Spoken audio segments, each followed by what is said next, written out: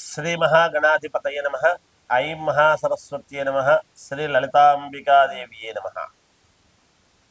ఈ ద్వాదశ రాసుల వాళ్ళ యొక్క ఫలితాలు ఏ విధంగా ఉండబోతున్నాయి అంటే, ఈ గురువు మే 15వ తేదీ మార్పు వలనను, తర్వాత 18వ తేదీ రాహువు కుంభములోకి రావటం, అంటే ఇంతకాలము మీనములో ఉండేటువంటి రాహువు ఇప్పుడు కుంభంలోకి వెనక్కి రావటము, అలాగే కన్యలో ఉన్నటువంటి కేతువు సింహములోకి వెళ్ళటం.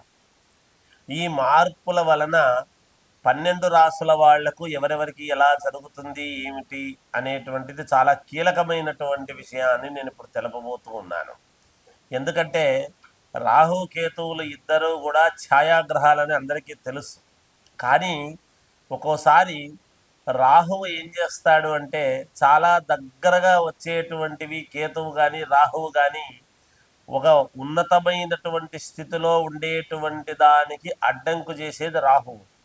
కొన్ని అద్భుతమైనటువంటి యోగాలు దగ్గరికి వచ్చేంత చాలా దగ్గరికి వచ్చి తప్పించేటువంటి వాడు కేతు. ఈ రెండు ఒక్కోసారి మోక్షదాయకుడు కూడా కేతువే.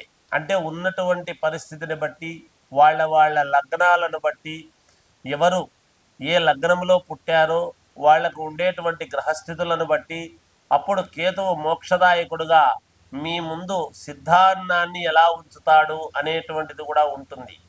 ఇదే జాతకములో తెలుసుకోవాల్సినటువంటి విషయం. ఊరికే ఏదో ఫలానా స్థానంలో ఫలానా వాడు ఉంటే జరుగుతుంది ఊరికే చెబితే లాభం లేదు.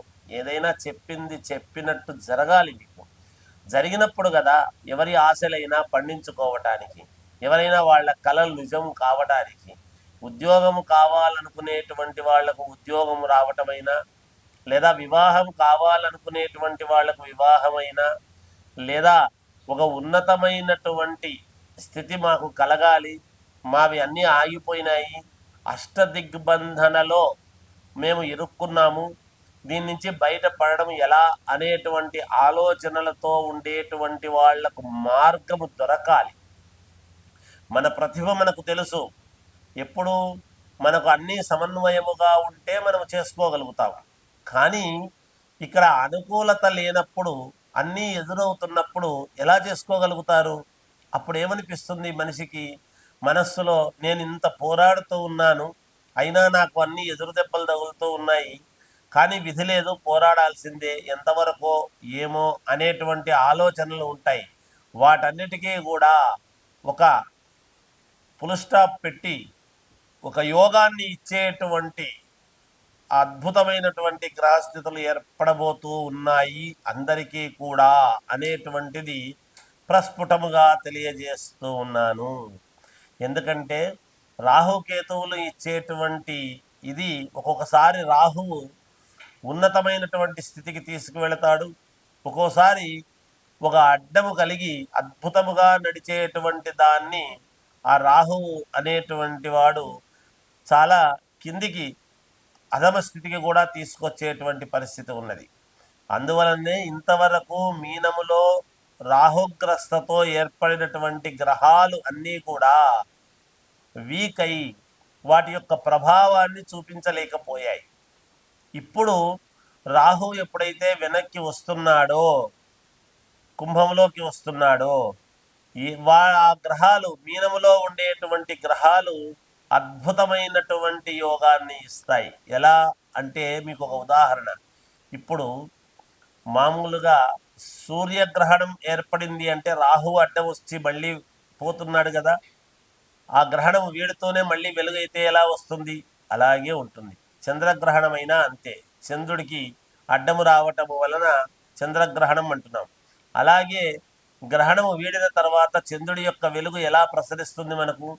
అలాగే ఇప్పుడు మీనములో ఉండేటువంటి గ్రహాలు అయినా మిగతాటివైనా మనకు యోగాన్ని ఇచ్చేటువంటి దానికి చాలా అతి కీలకమవుతూ ఉండేటువంటి దాని వలన ఈ 12 రాసుల వాళ్లకు కూడా ఎవరెవరికి ఎలా జరగబోతుంది అనేటువంటిది ఇప్పుడు నేను ఈ మేనలో మీకు తెలియజేస్తాను, వినండి.